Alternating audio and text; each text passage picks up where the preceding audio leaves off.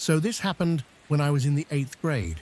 I went to this small middle school in a quiet town that barely had more than 500 students. We had this old wing in the school that everyone said was haunted. It used to be the elementary section before they built the new building. Now it was mostly empty except for one old storage room and the janitor's closet. One day, me and my friend Sam were working late on a group science project. We had to finish setting up our experiment for the school's science night. Our teacher, Mrs. Raymond, had to step out to the office for something and left us in the lab alone. After we got bored waiting, we decided to go look for some spare supplies. Sam had this dumb idea to check the old wing. I told him it was locked, but he swore he saw the janitor go in there once, so we grabbed a flashlight from the emergency kit in our room and snuck down the empty hallway. The door to the old wing creaked open with this horrible screeching sound. It was pitch black inside, dusty and freezing cold, even though the rest of the school was warm. We walked down the hallway and found this weird room with broken desks stacked on top of each other, and started joking about it being a hideout for ghosts or something. I laughed, but I was definitely creeped out. As we turned to leave, we both heard something fall behind us, like something heavy getting dragged. We spun around with the flashlight, and there was a chair in the middle of the hallway. It hadn't been there before. We both froze. Sam whispered, "Maybe it fell from the pile." But I pointed out it wasn't even the same kind of chair. This one looked older, like really old wooden, with little carvings on the back. We decided to get out of there fast, but as we turned back to the door, we saw something, no joke, standing in the corner by the exit. It looked like a tall figure. Its face was blurred out in the light, like the shadows were hiding it, but it didn't move. It just stood there. We backed up slowly. Sam whispered, "Hello?" and the thing took a step forward. I swear on everything, it sounded like it was dragging one of its feet. We turned and ran back into the building, slamming the old door shut behind us. Sam swore he locked it, but as we got back to our lab, we heard the old door creak again, like someone had opened it. Miss Raymond came back just a minute later. We didn't tell her anything at first. We just packed our stuff and left in a hurry. That night, Sam texted me a picture. He had taken a quick snap in the old wing when we first walked in, and in the far end of the hallway, there was a faint shape. You could see the legs and what looked like a face, but the eyes were blacked out. We showed the picture to a teacher a week later, and she told us something that gave me chills. Apparently, back in the 70s, a teacher had died in that wing after staying late for a school event. Some janitor found him slumped in a chair after having a stroke. But the weird part, he was sitting in a carved wooden chair that no one could trace. They said it just disappeared after they cleared the room. Ever since that day, me and Sam refused to ever go near that hallway, even when it was daylight. Sometimes if I stayed late for anything, I swore I could still hear a chair dragging across the floor down there. If you ever hear something like that, when you're alone in school, just go, don't investigate. Don't be like us. Some doors are meant to stay shut.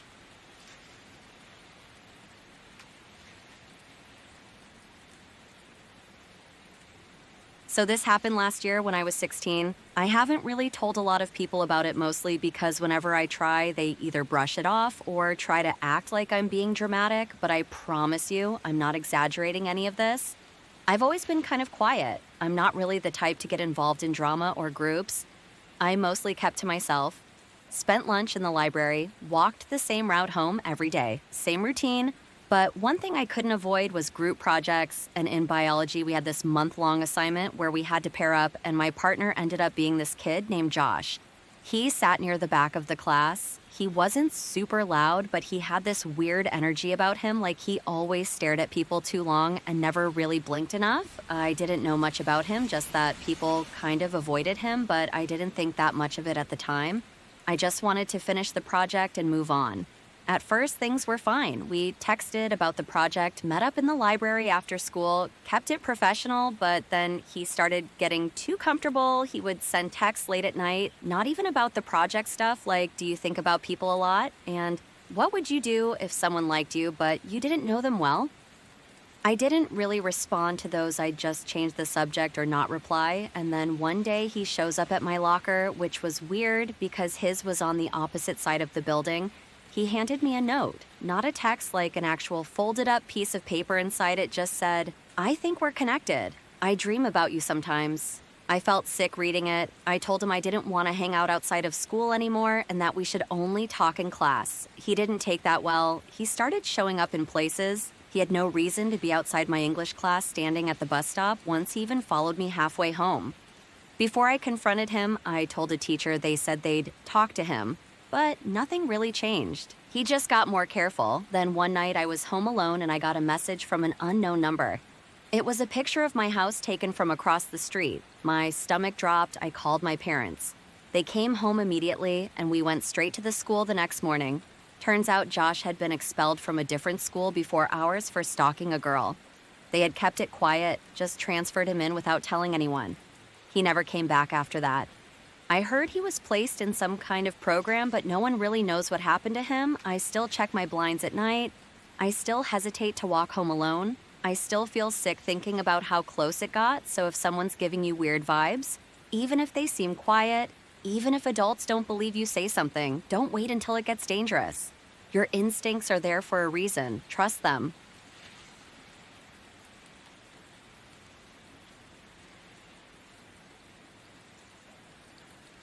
When I was in second grade, our school had this thing called buddy reading, where the older kids would pair up with the younger ones to help them with reading books.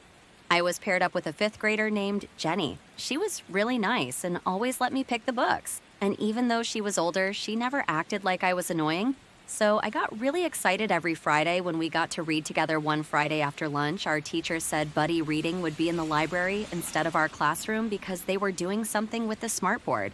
So our teacher walked us all to the library and Jenny was already there waiting for me. We went over to this little carpeted corner with beanbags. I picked a book about dolphins and we started reading. Now the thing was, the library at our school had this little hallway in the back. It was where the librarian's office was and the supply closet, and I remember that day, Jenny kept looking back at it like something was bothering her, but she didn't say anything at first. After a few minutes, she asked if I wanted to go see where they keep the secret books. I asked what she meant, and she said there was a shelf way in the back with the old books that kids aren't allowed to check out. I got excited and said yes. We got up, and she led me toward the back hallway past the librarian's office and toward the supply closet. But she didn't go inside. Instead, she knocked on the closet door like lightly, just 2 knocks, and then she waited. At first, I thought she was playing a game, but then someone knocked back, like from inside the closet. I got this weird feeling in my stomach, and I remember whispering, "Who's in there?" And Jenny didn't answer right away. She just kind of smiled, but not a normal smile, like the kind where someone's trying to pretend something's okay when it's really not. She said it was a teacher that used to work there and that he lived in the closet now. I laughed because I thought she was joking, but then she whispered, "He only comes out for the quiet kids," and then the door handle started to jiggle. I got so scared I ran back toward the front of the library and told the librarian that there was someone in the closet. She looked confused and said no one should be in there. When she opened the door, it was empty. She looked at Jenny and asked what that was about, but Jenny just shrugged and said we were pretending after that. I didn't want to do buddy reading anymore. I asked my teacher if I could read by myself, and I never really talked to Jenny again years later. Like when I was in middle school, I remembered that day and asked my older cousin who went to the same elementary school. He told me something that made my stomach drop. He said there used to be a custodian years before I went there who got fired for hiding in the supply closet, watching the kids when they thought no one was there. Apparently, the school never told the younger kids what happened. They just let it go quietly. But some of the older students knew and passed the story down like some kind of messed up game. I don't know if Jenny was just messing with me or if someone really was in there that day, but to this day, I can't stand being near closets with the door shut, especially if they have no window. So yeah, when kids say they hear things or feel weird about certain places at school, Listen to them because sometimes the stories aren't just stories, and sometimes the scariest things aren't ghosts. They're the people everyone forgot were still there.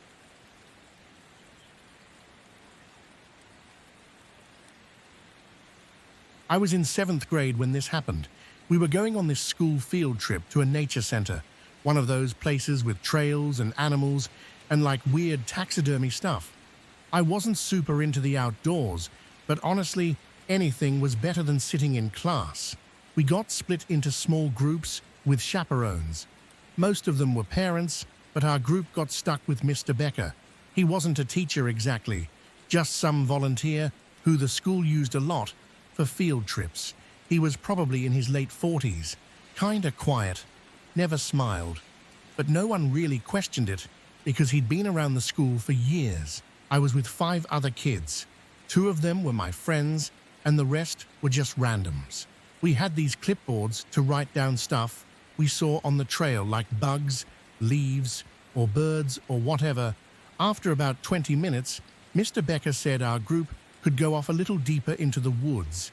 He said he knew a cool shortcut to the stream where some turtles were usually sunbathing. We followed him without thinking much about it. We figured it was part of the trip, but after a while, we realized we hadn't seen any other groups for a long time, and the trail we were on wasn't even a trail anymore. It was mostly just dirt and broken branches. Some of us started to ask where we were going, and Mr. Becker just kept saying, "Almost there," but he wasn't even looking back at us anymore. Then we got to this small clearing. It wasn't part of the center. There were no signs or benches, just a half-rotted picnic table and like junk old soda cans, burnt pieces of wood. Someone whispered, "This isn't part of the park." Mr. Becker finally turned around and he had this look on his face, not angry, not happy, just blank, and he said, "Phone's away, okay?" But the way he said it didn't sound like a suggestion. I was already holding mine and pretending to take a picture, and when he wasn't looking, I sent my mum a text that said, "This guy's weird," and dropped a pin.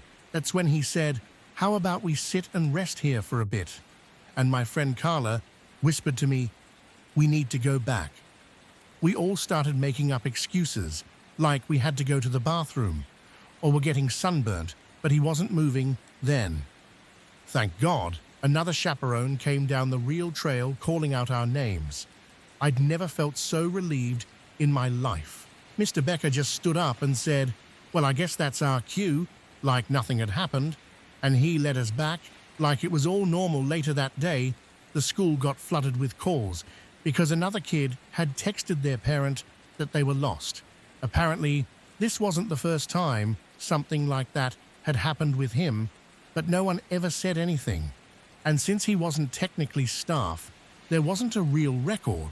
The school said they'd look into it, but he never showed up at another field trip after that. I don't know what he was planning. Maybe nothing, maybe something. But if you ever feel like something's off, say something.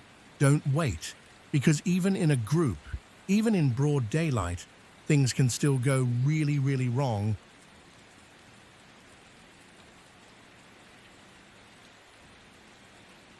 So this happened when I was in 8th grade. I got detention for talking back to a substitute, which was kind of my fault, but I didn't think it was a big deal at the time. We had after-school detention in this old portable behind the gym. It was super gross, smelled like dust and hand sanitizer, and the lights flickered all the time, like it was out of a horror movie or something. There were only 4 of us in there that day, me, 2 freshmen, and this one kid no one really talked to. I don't even remember his name, just that he always wore the same hoodie and never said a word. The teacher supervising was Mr. Harris. He was the band teacher, and you could tell he hated doing detention duty. He just sat at the front, grading papers, and told us to be quiet for the hour, about 20 minutes. The lights started flickering again, but this time they didn't stop. Like the whole room would go dark for a second, then come back on, then off again. And it started feeling colder too.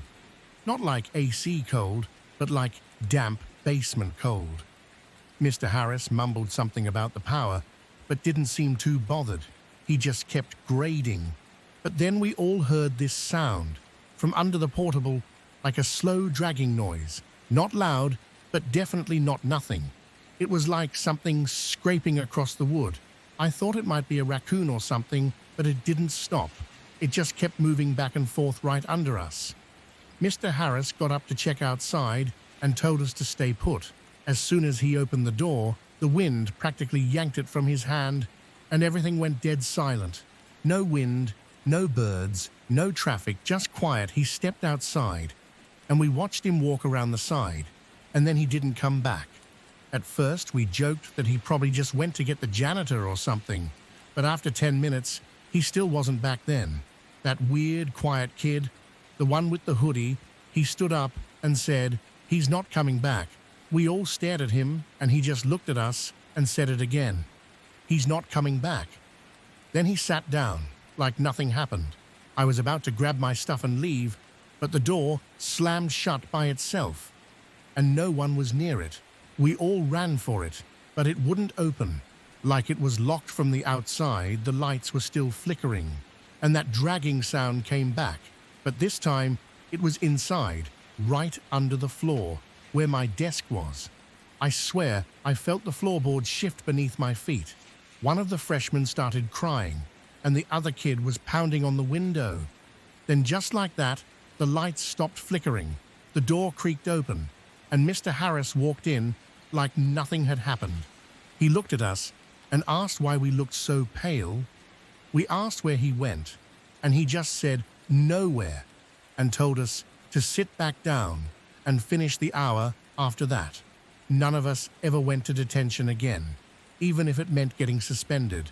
I still don't know what that noise was, or why that quiet kid said what he said, but sometimes I wonder if he'd heard it before. Maybe that's why he was always so quiet. Maybe he knew. So, yeah, if you ever get sent to a portable for detention, check under your feet, because some things don't stay outside after dark.